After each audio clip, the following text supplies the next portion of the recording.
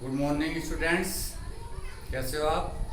आपका चैप्टर 6 चल रहा था, रैखिक असमी का, लीनियर इनइक्वालिटीज़। तो उसमें एक्सरसाइज नंबर 6.1 हमने स्टार्ट की थी और उसके हमने आपको 16 क्वेश्चन करा दिए थे। आज उससे आगे के क्वेश्चन करेंगे और आज 8 अक्टूबर है, कल जो है 9 तारीख है। जो प्रोग्राम होना था हमारा जो शिक्षकों का और शिक्षा मंत्री के साथ, वो प्रोग्राम जो 5 सितंबर को था बच्चों, वो कल होगा। हमारे जो है शिक्षा मंत्री देहरादून स्टूडियो में लाइव जो है, जहाँ जहाँ वर्चुअल क्लास है वहाँ पर सीधा शिक्षकों से संवाद होगा। और इस कोरोना काल में अब क्योंकि स्कूल भी खुलने हैं तो उसके बारे में विस्तृत चर्चा होगी और जो भी सुझाव आएंगे उस पर हमारे शिक्षा मंत्री जी विचार करेंगे और तत्पश्चात वो निर्णय लेंगे कि स्कूल खुलने की क्या क्या गाइडलाइन होंगी। और हम सबको, बच्चों को भी और अभिभावकों को, शिक्षकों को उन निर्देशों का पालन करना होगा। तो अब हम अपने टॉपिक पर आ जाते हैं, एक्सरसाइज 6.1। जैसा कि मैंने आपको अभी बताया कि हमने 16 क्वेश्चन कर दिए थे, उससे आगे क्वेश्चन शुरुआत होती है क्वेश्चन नंबर 20। असमीका का हल ज्ञात करके उसे संख्या रेखा पर आलेखित करो।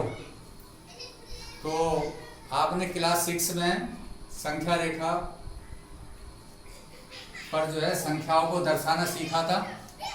उसके बाद क्लास 9th में भी आपने जो एक चर राशि का ज्यामितीय निरूपण होता है, वहाँ पर भी आपने एक चर राशि का ज्यामितीय निरूपण किया था संख्या रेखा के ऊपर।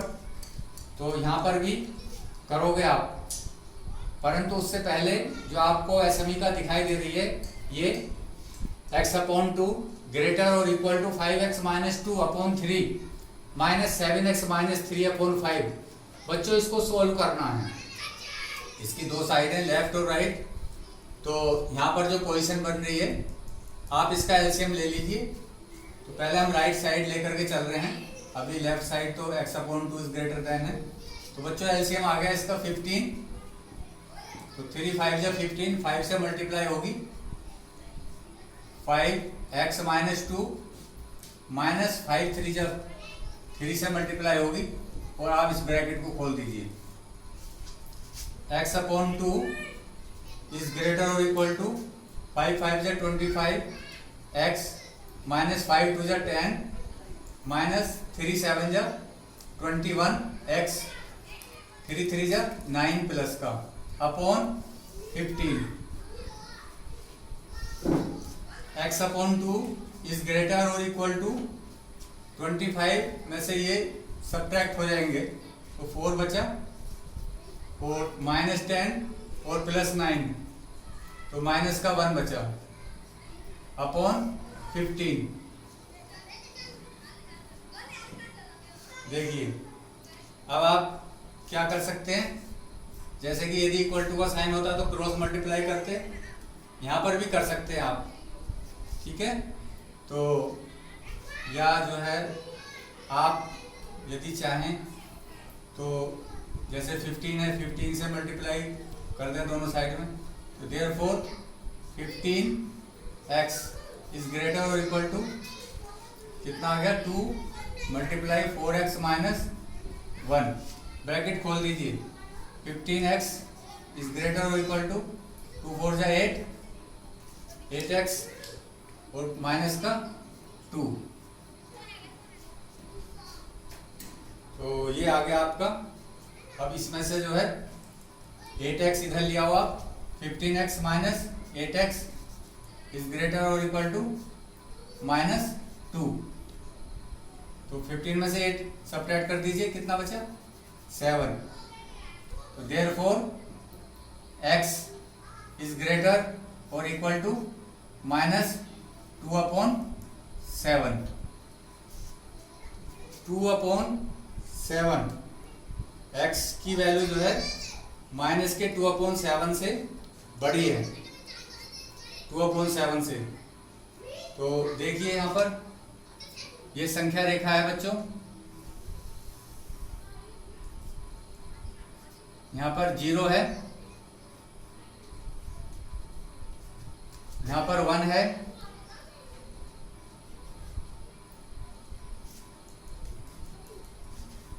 यहाँ पर इधर माइनस का लोगे आप, इधर माइनस का 2, इधर 1, इधर 2। तो x की वैल्यू क्या है, ग्रेटर देन -2/7, और इसमें x इक्वल टू क्या है, -2/7। तो -2/7 कहाँ पर आएगा, ये नंबर 1 से छोटा है बच्चों, देखो इसे ध्यान से देखो। यदि आप 7 से इसे 2 डिवाइड करते हैं तो 0.2 के करीब आ रहा है, यानी कि ये नंबर 1 से छोटा है। तो उसके लिए क्या करते थे आप, 1 और 7 के बीच कितने पार्ट्स करते थे, 7 पार्ट्स करते थे, ठीक है। तो यहाँ से 7 पार्ट्स कर लीजिए इसके, 2 3 4 5 6 7। तो ये नंबर कहाँ पर आ गया, ये नंबर यहाँ पर आ गया, ठीक है। ये नंबर यहाँ पर आ गया 2/7, और इसको मैं डार्क कर रहा हूँ बच्चों।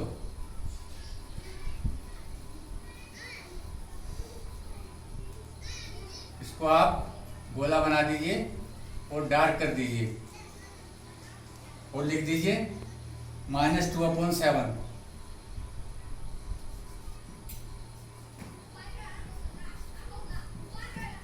x इज ग्रेटर और इक्वल टू -2/7, ठीक है बच्चों। तो यहाँ पर जो है x की वैल्यू x इक्वल टू क्या है बच्चों, ग्रेटर और इक्वल टू -2/7। तो इसका मतलब ये है, यदि इक्वल टू का साइन है तो उसमें जो है -2/7 सम्मिलित है। तो अब ये इससे बड़ा नंबर किधर को बढ़ेगा, राइट साइड में। तो आप इसको डार्क कर दीजिए, इस तरह से दिखाना आपको, डार्क करके एरो लगा दीजिए। तो ये वाला जो पोर्शन है इस साइड का, ये इसका आलेख हो गया, ठीक। यदि बाय द वे यहाँ पर जो है ये वाला साइन हो, ये वाला साइन हो, ऐसा होता, यदि ऐसा होता तो फिर हम इस गोले को डार्क नहीं करते बच्चों, फिर क्या करते, फिर ऐसे बनाते, ये करते और इस तरह से संख्या रेखा पर दिखाते। इसका मतलब समझ लेना, यदि हमने खाली छोड़ा है तो उसमें इक्वल टू का साइन नहीं है, और यदि हमने डार्क कर दिया तो उसमें इक्वल टू का भी साइन है, क्योंकि और क्वेश्चन में आपको दिक्कत ना आए। ये ऐसे ऐसे आपके 4 क्वेश्चन है बच्चों। अब आगे बढ़ते हैं, क्वेश्चन नंबर 21। अब भाषा के क्वेश्चन आएंगे बच्चों, और उसमें जो है हमको जैसे वहाँ समीकरण बनाते थे क्लास 10th में, यहाँ पर क्या बनानी है हमको, असमीका बनानी है। क्वेश्चन नंबर 21 देखिए, रवि ने पहली 2 एकक परीक्षा, यूनिट टेस्ट है ये, में 70 और 75 अंक प्राप्त किए थे। वह न्यूनतम अंक ज्ञात कीजिए जिसे वह तीसरी एकक परीक्षा में पाकर 60 अंक का न्यूनतम औसत प्राप्त कर सके। तो 60 अंक का औसत कितना है, 60 अंक, और हमको जो है वो ज्ञात करने हैं, वो न्यूनतम अंक कितने होंगे जो इन तीनों को मिला करके उसका औसत कितना आ जाए, कम से कम 60। कम से कम 60 का मतलब क्या हुआ, कम से कम 60 का मतलब हुआ या तो 60 आ जाए उसके, या 60 से अधिक आ जाए। जब हमने आपको इसकी इंट्रोडक्शन दी थी उसमें भी हमने ये बात आपको क्लियर की थी कि असमीका जो है 4 प्रकार की होती हैं। तो इसमें जो है कौन सा साइन आएगा, कम से कम में ये वाला साइन आएगा। सबसे पहले ये क्लियर हो जाना चाहिए, ग्रेटर और इक्वल टू का साइन आएगा। तो इसको क्वेश्चन को सोल्व करते हैं। इसका हल इधर देखिए बच्चों, 21 का, यहाँ से शुरुआत करते हैं। तो मान लीजिए इसमें माना न्यूनतम अंक बराबर कितने, औसत अंक प्राप्त करने के लिए 60 अंक के न्यूनतम, 60 अंक का न्यूनतम औसत प्राप्त करने के लिए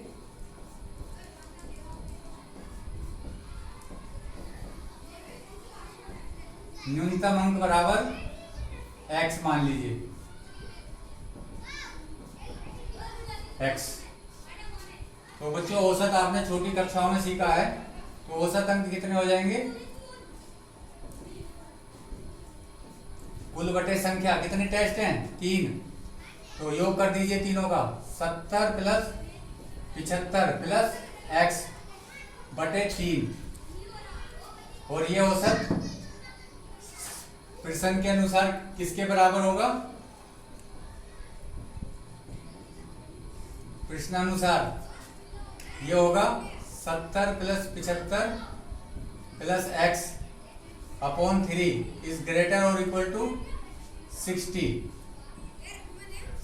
ये देखिए 60 कम से कम।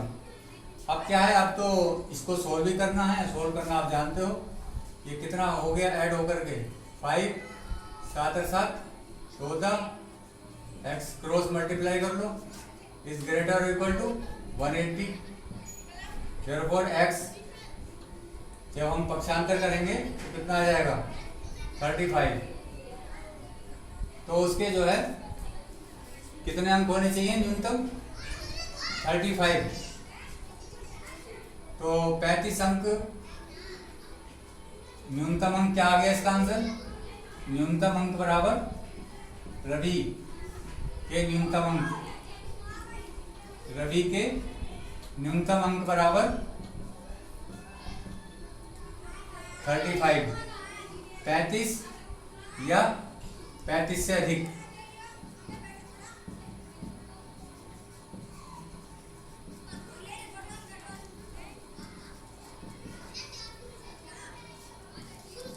खाली 35 भी नहीं लिखेंगे आंसर बच्चों, क्योंकि खाली 35 में तो गलत हो जाएगा। 35 तो कम से कम है, क्योंकि वो ये पूछता है बार बार। तो ये क्वेश्चन हुआ 21। अब इसके बाद हम आपको करा रहे हैं क्वेश्चन नंबर 22, अपने आप करोगे। क्वेश्चन नंबर 23 करा रहे हैं। नंबर 23 ये है, क्वेश्चन नंबर 23, 10 से कम क्रमागत विषम संख्याओं के, 10 से कम क्रमागत विषम संख्याओं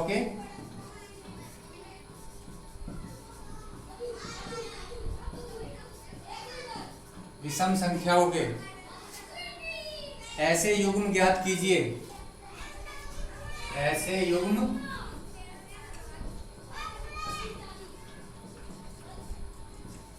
ज्ञात कीजिए, ऐसे युग्म ज्ञात कीजिए जिनके योगफल 11 से अधिक हों, जिनके योगफल 11 से अधिक हों।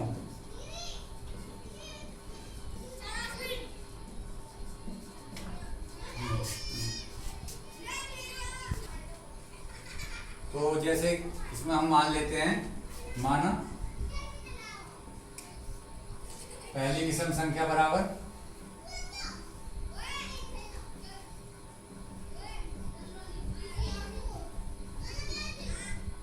x, क्रमागत है, तो उससे अगली विषम संख्या क्या हो जाएगी?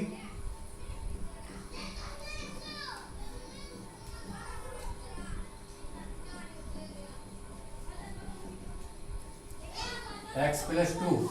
जैसा कि आप जानते हो सम और विषम संख्याओं में 2 का अंतर होता है। तो विषम संख्याओं का ऐसे युग्म ज्ञात करने हैं जिनका योगफल 11 से अधिक हो। तो प्रश्नानुसार इन दोनों संख्या का योगफल, तो दोनों विषम संख्याओं का योगफल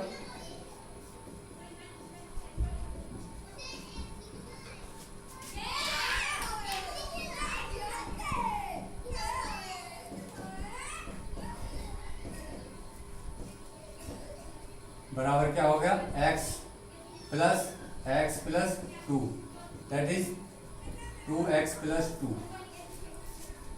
तो ये योगफल 11 से अधिक है, तो ऐसा का चिन्ह लगा दीजिए आप, ग्रेटर वाला।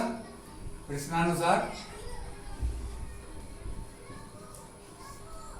2x plus 2 is greater than 11। 2x plus 2 इसके, 2x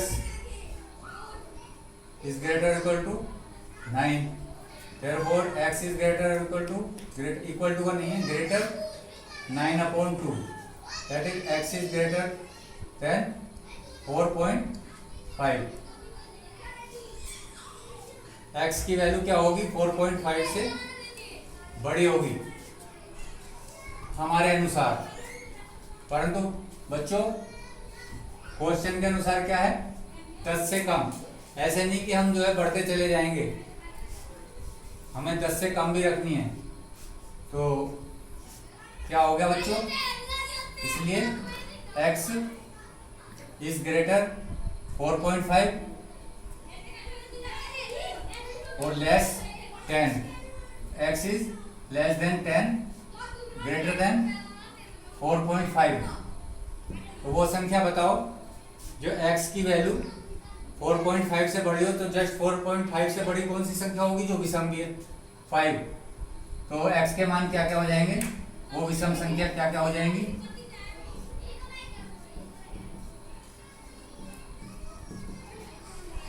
5 हो जाएगी। तो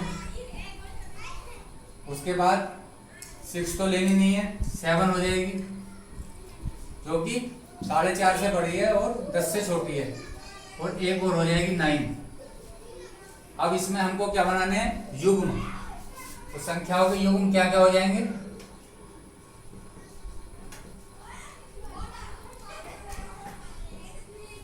संख्याओं के युग्म क्या हो जाएंगे, एक तो 5 और एक 7। देखो बच्चों 5 और 7 कितना होता है, 12, और 12 जो है 11 से अधिक तो है, ठीक हो गया। और दूसरा क्या हो जाएगा, 7 और 9, ये आपके आंसर आ जाएंगे। 7 और 9 क्या होता है, 16, 16 भी 11 से अधिक है। तो ऐसी दो संख्याएं हैं, दो विषम संख्याओं का युग्म हो गया, एक ये और एक ये आपका आंसर होगा। ठीक है, ऐसे ही आपको 24 क्वेश्चन नंबर 24 भी कर लेना है। तो आज आप जो है इस एक्सरसाइज को कंप्लीट करेंगे, ठीक है। 26 तक है इसमें, तो कंप्लीट एक्सरसाइज 6.1 ये कंप्लीट करनी है आपको। थैंक्स।